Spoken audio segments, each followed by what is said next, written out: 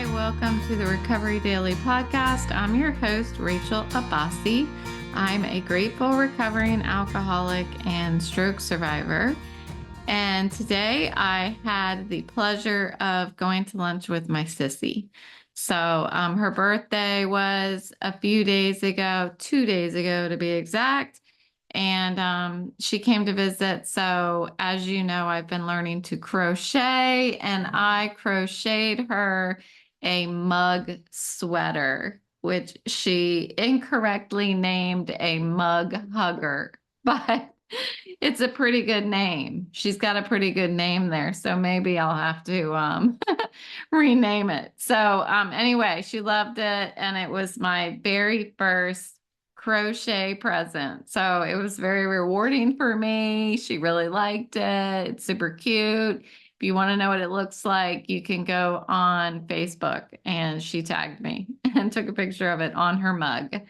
Live action. So today I want to talk about living with a fatal, progressive, and incurable disease. I don't think that we can stop too many times and remind ourselves that that is what the illness of the disease of alcoholism is.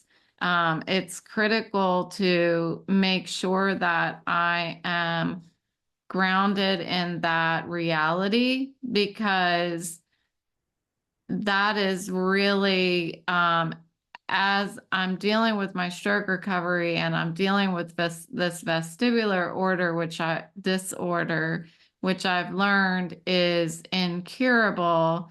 Now I'm looking at these two things that are happening to my body that I can't do anything about it.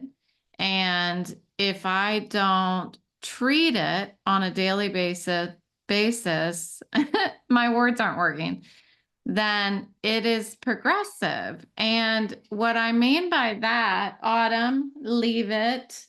Sorry, I have some projects in here. She's in my studio with me, and I have a bowl of rocks because I'm making rock bowls. I think I shared that with you guys. Anyway, she would like to eat the rocks, which is very unusual. So, sorry for the interruption.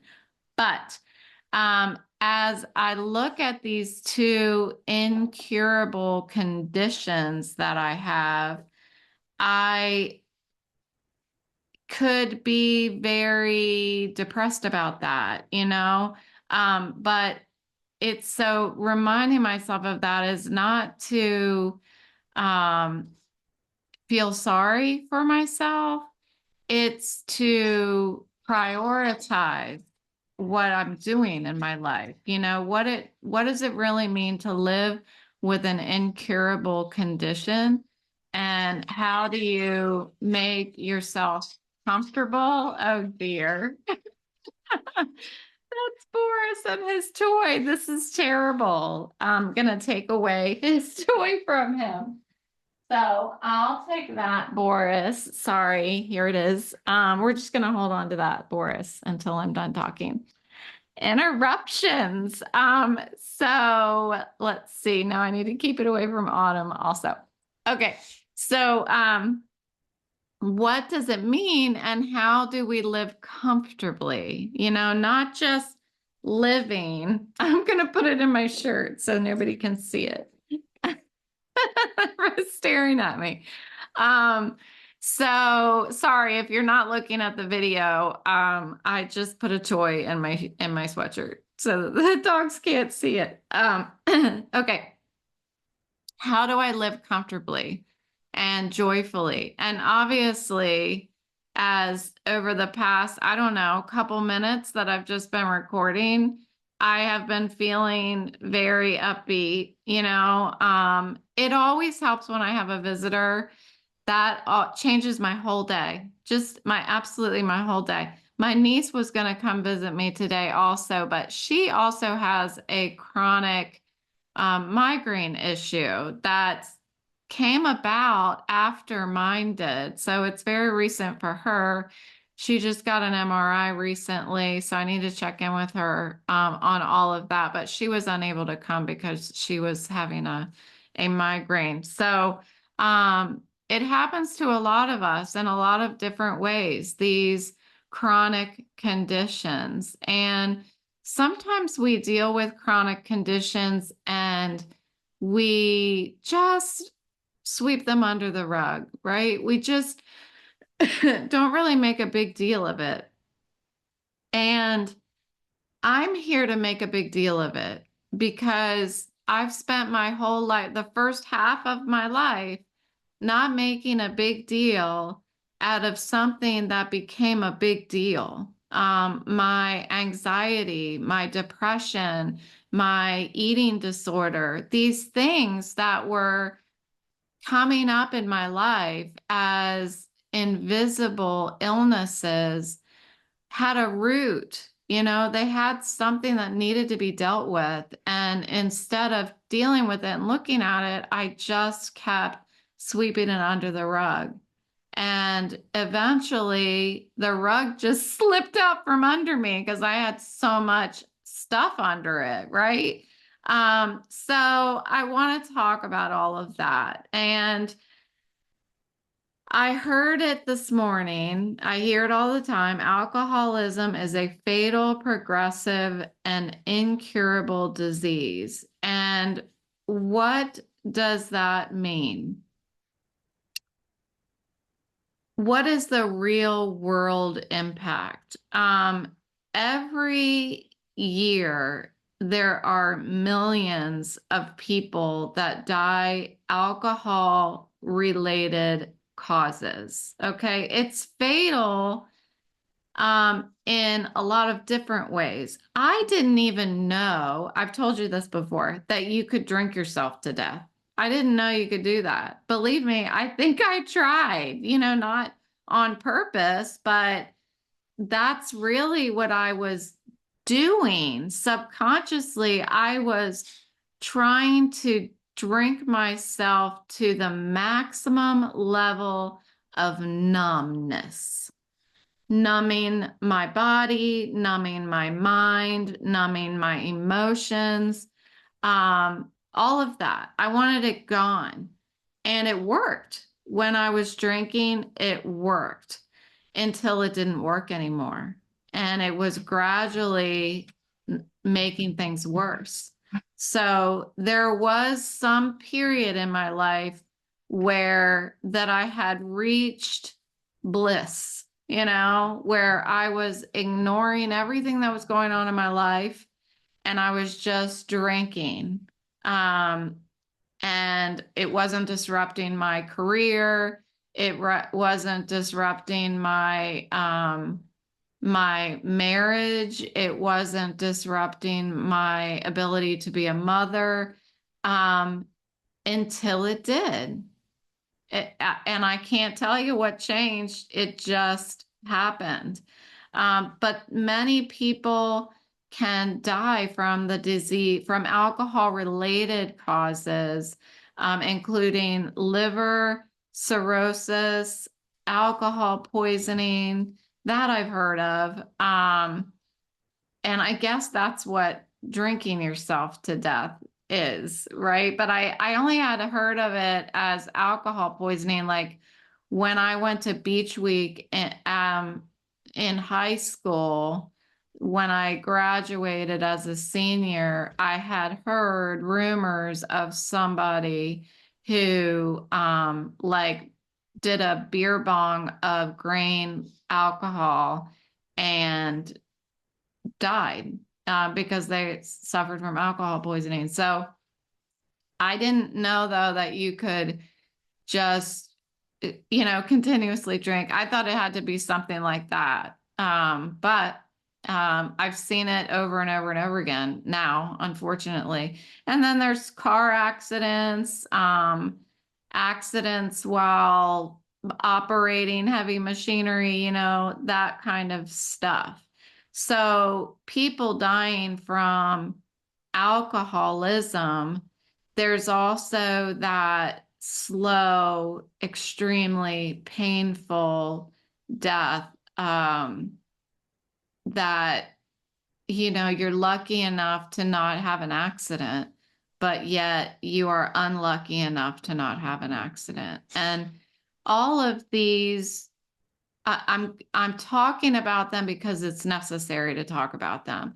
If somebody is listening that is an active alcoholic and wants to listen, but also wants to keep looking away from the real world impact of their disease, this is the real world impact. It's like getting on a train that is going to a destination and not getting off the train. Well, you're gonna end up in the destination. You're just gonna. And that's what alcoholism is. It is a train to death, and it's gonna happen eventually. And that is the seriousness of the disease. So just knowing this seems like it's not enough when you're an active alcoholic. When you're really reaching your bottom, it seems like it's not enough to just know that it's killing you.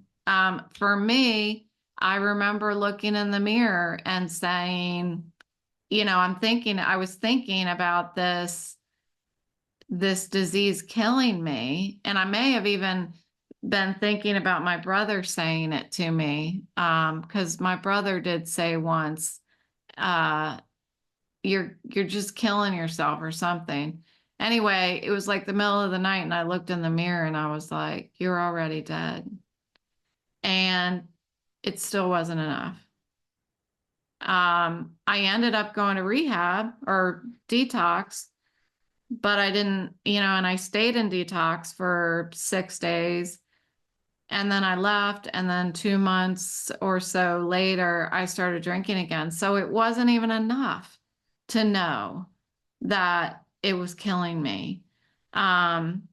Knowing that I definitely knew that I couldn't be cured.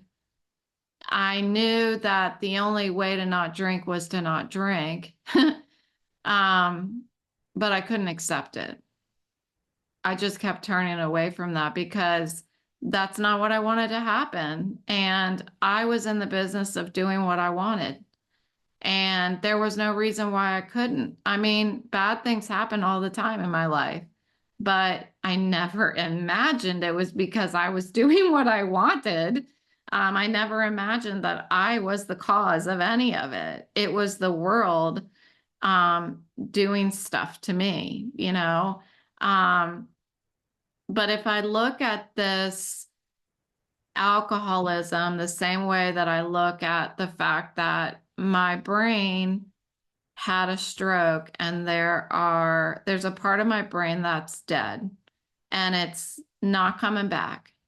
I can train the other parts of my brain to take on the duties that part of my brain that died did, but that part will never change. So I can find ways to live with the incurable condition that I have. My vestibular disorder is interesting because, like alcoholism, they say once a cucumber becomes a pickle, it can't turn back to a cucumber. Well, we were talking about that today or this week in the vestibular support group meeting, that once you have a vestibular disorder like mine, you're a pickle and you can't be a cucumber again. And that's been hard to accept because, yeah, my stroke impacts differently than what I see other people who have a stroke. Yeah, I see people walking outside in the morning who appear as though they may have had a stroke.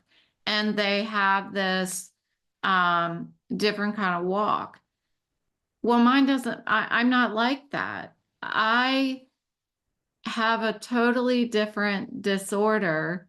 And what I need to recognize is that just like that individual doesn't walk the same as he used to, I don't see the same as I used to. My vision doesn't work the same way. My body can't seem to adapt to what I see the way that it used to. And for some reason, maybe because it's in my head, it's quote unquote all in my head, I feel like it should resolve itself. Because when we experience stuff that's all in our head, whether it's anxiety, depression, alcoholism, these things that feel as though they were born and live inside our heads, it seems like it's supposed to fix itself, like a headache fixes itself, like sadness turns to joy. We cry about sad things and then we get better because our brain transitions like that. So, as I've been dealing with this vestibular disorder, I envisioned it transitioning itself and getting better. And it's not going to do that. It's just not going to do that. I could go to vestibular therapy for the rest of my life. And the result would be I have to keep going to vestibular therapy or I will decline. When I walk my dogs every day, I go out and I don't know if people are looking at me when I'm walking. I don't think they are. And even if they are, what people think of me is none of my business. So I just keep walking. But I move my head and look ahead of me. I move my head from left to right for about a minute, if I can do it that long. And then I'll look ahead of me and move my head up and down. And then after that, I do these eyes move my head. Eyes move to a different place, move my head. Eyes move to a different place, move my head. That's an exercise that I do. All of that is to stay where I'm at. All of that is in order for me to be able to continue to walk outside. It's not because it's fixing me. And that is a level of acceptance that I'm just reaching after over 3 years. It was 3 years in June. So I'm just reaching that acceptance. And if I relate it to alcoholism, I feel like maybe it took me that long also to recognize that I cannot drink for 3 years, and it doesn't mean that I'm cured and I can start drinking again. I can go to AA for the rest of my life, and guess what? The next day after the rest of my life, I have to wake up and go to AA. That's what an incurable disease is. That is the treatment for my disease. These things that I do are treatments to maintain and hopefully slowly progress in some way in my alcoholism, or my sobriety, I should say, my vestibular disorder, and then my cognitive issues, my language and memory. And I don't know if you have noticed, it's amazing when I listen to a podcast back, an episode back, that you almost can't hear how much I'm struggling in my head to pick my words and finish my sentences. Because over the past few minutes, I have been really challenged to find the right words and to not lose my train of thought and complete my sentences. What you also can't see, and only if I close one of my eyes for some reason, is the sharp pains that I've been getting in my head and behind my eyes, and the dizziness as I've been talking. Um, it's another thing that is what I deal with on a daily basis, and I don't talk about it. I was telling, we were sharing our experiences in my vestibular support group, and we were talking about what do you say when somebody asks you, what do you do all day? Or how are you feeling? Or okay, I hope you feel better. Like, how do you respond to that when you have a chronic condition? My response was, if somebody says, I hope you feel better, I just say thanks. I don't need to respond and tell them, well, thank you. I'm not gonna though. This is chronic. Thank you. I mean, it's not worth it. I'm not adding value to anybody's life by responding that way. If I need to talk about my chronic condition, I need to call a trusted friend, doctor, or therapist. That is not the place to say that. There is a point where I think it's important, if you're in a conversation, to educate others about your chronic condition, because I am certain that there are very few people that are aware of what a vestibular disorder is. I didn't know what it was until I had it, and it took me a year of researching to find out, and no doctor no doctor I was going to pointed me in that direction. So there is a level of educating people when they ask you how you're doing. I would gauge, do they want to know the short, not honest answer, or do they actually want to hear how I'm doing and what it's like to live with a chronic condition? And I think it's important to sort that out when you're gonna answer. But so living with these conditions, alcoholism, as a stroke survivor with a vestibular disorder, I would imagine it's no different than living with any other incurable condition. So I'm treading on tricky water here because I don't want to disrespect people who have other chronic conditions, incurable chronic conditions. But this is why I say that. And if you don't agree, fine, don't hold it against me. But here's the thing. I was out walking yesterday, and I don't think if I already talked about this in yesterday's podcast, I apologize. I can't remember one day from the next. But I was out walking yesterday, and I thought of, even if I did talk about it yesterday, I have a follow-up that happened today. So we're good.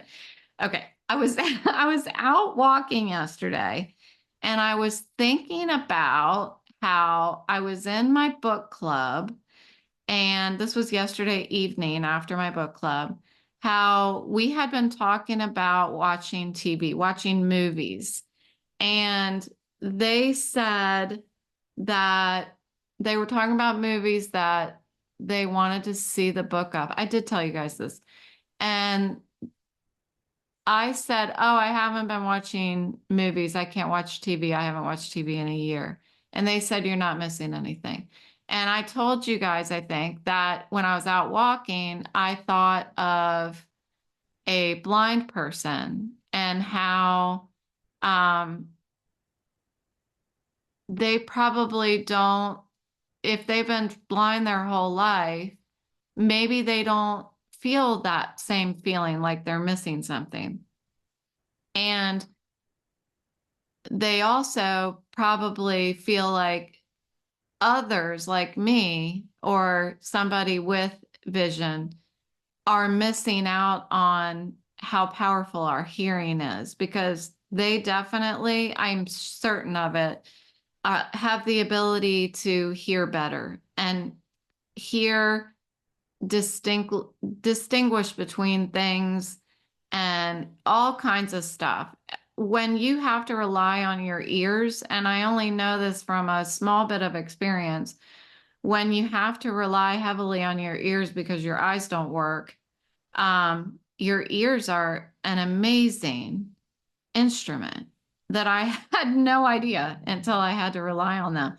So this is what's weird. I think I told you that part yesterday. This morning, I was in my morning meeting and the reading was talking about this very thing, about somebody who is blind navigating the world, learning how to live differently, comfortably, and finding serenity still, finding joy still. And instead of obsessing over the fact that I can't see, why I can't see, what's not working, instead focus on how to live with it, how to live with the incurable condition. And that just really resonated with me because that's what I was thinking yesterday and this morning about living as an alcoholic. Excuse me, my mouth is getting dry. Living as an alcoholic, a stroke survivor with a vestibular disorder.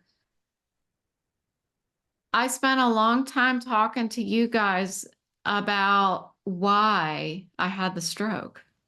I was really caught up for the first couple years. I should have had some water here with me. For the first couple years about why I had the stroke. And I've resigned to the fact that I had the stroke. I've taken every measure I can that I'm aware of to not have another one. And now I need to figure out how to live comfortably with the conditions that I have. And I feel like I've gotten to that point. My stroke specialist that I went to last week, was that last week? I think it was last week.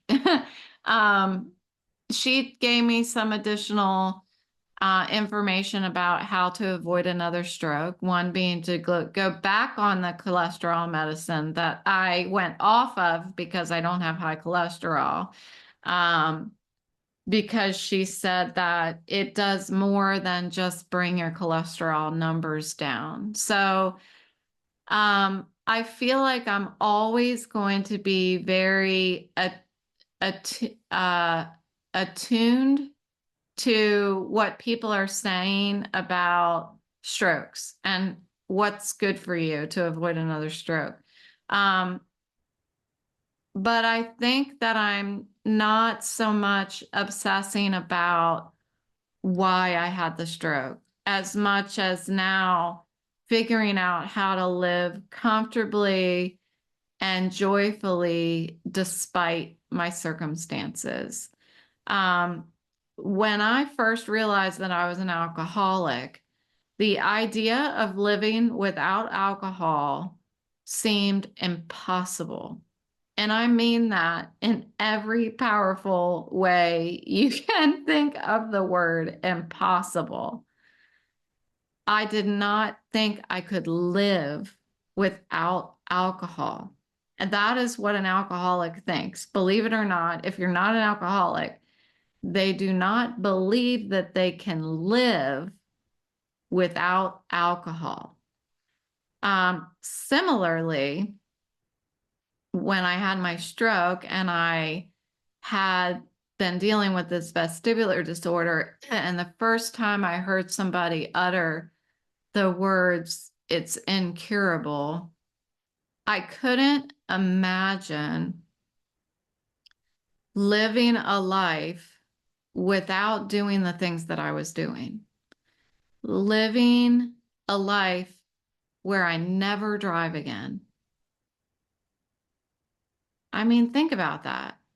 There are people who never drive. Why do I think that I can't live without driving? Because I don't wanna, I don't wanna live without driving. Um, and all the other things, right? I've talked about it over and over again about living a life without being able to do the things that I've talked to you about. And the truth is that life just isn't going the way that I planned, but it's okay. And maybe, have you ever considered, Rachel, maybe this way is going to be better? Because I certainly mucked things up the first 50 years, right? The first 42 years. And maybe things are going to be way cool this way. One of the biggest things that I've learned is that as life hasn't gone according to plan, it has still become very meaningful. In fact, some of these detours and unexpected turns in my life have led me to places I never could have constructed on my own.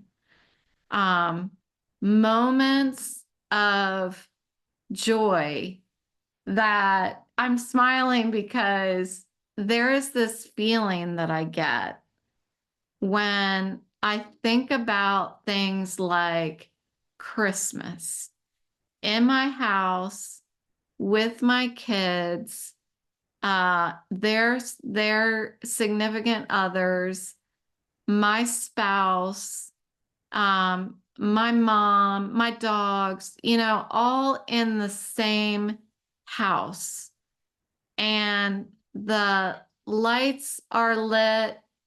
Side note, Christmas trees hurt my head. Wouldn't you know it? Isn't that just the way? Anyway, we're all sitting down drinking a cups of hot chocolate or something like that. There is this feeling of coziness and satisfaction. You'll have to tell me if you know what I'm talking about. That I feel it like runs through my body like a bolt of lightning all the way down to my toes.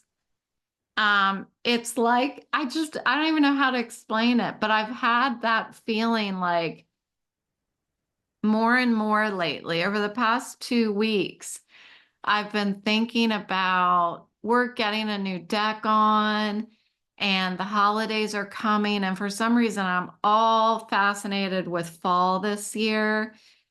And I keep thinking like cozy thoughts, and it's just like this shooting rod of lightning that goes down my spine into my toes. And it's just like this. I almost want to yell out, eek, because it's so cozy. And I feel so protected and embraced by just my environment. And so I know that even though I'm living a life that wasn't how I had planned, and I've got an incurable disease of alcoholism that is fatal and progressive, And I have a vestibular disorder. That means I can't even go on Christmas Eve and drive around in the car with the kids and look at Christmas lights like we did. That was tradition every year. I can't do it now. But I'm getting to the point where that's not the part that I loved the most. It wasn't the lights. And I'm starting to have these feelings. Autumn, no, you can't have the ball. She's like, the ball is still under your sweatshirt. Not yet. I'm starting to realize that it wasn't the lights that gave me that feeling. The feeling gave me that feeling. The feeling is accessible to me if I just find it. You know what I mean? So I think it is, I guess, validation to stop trying to control things. Stop trying to make things happen my way. Stop trying to obsess about how I got to where I am and start focusing on how I'm going to live from here forward. It doesn't mean that I don't build a new plan. I have to have a plan. I even on my whiteboard over here, or my big mirror that you guys know that I write on, it says recovery daily strategy, because I have to have a plan for everything. Everything. When I worked for my last company, I had to go into the president's office and start writing a strategy. Like I have to have a plan, a big, big plan, big plan. And it doesn't mean that I can't keep doing that. It doesn't mean that when I walk into the president's office and I write a plan that he's going to carry that plan out. It's the act of having a plan, of writing a plan, of caring about a plan. That's the part that matters. When I think about Christmas and the holidays coming around and the festivals and all of these things, I can't carry that out. I can't go to the festivals, not yet. I can't look at the Christmas lights. I can't watch Polar Express. But I can have a plan for how I'm going to enjoy the holidays, how I'm going to take care of myself during the holidays, how I'm going to just embrace my relationships and my family around the holidays, and how I'm going to find peace around the holidays and right this minute.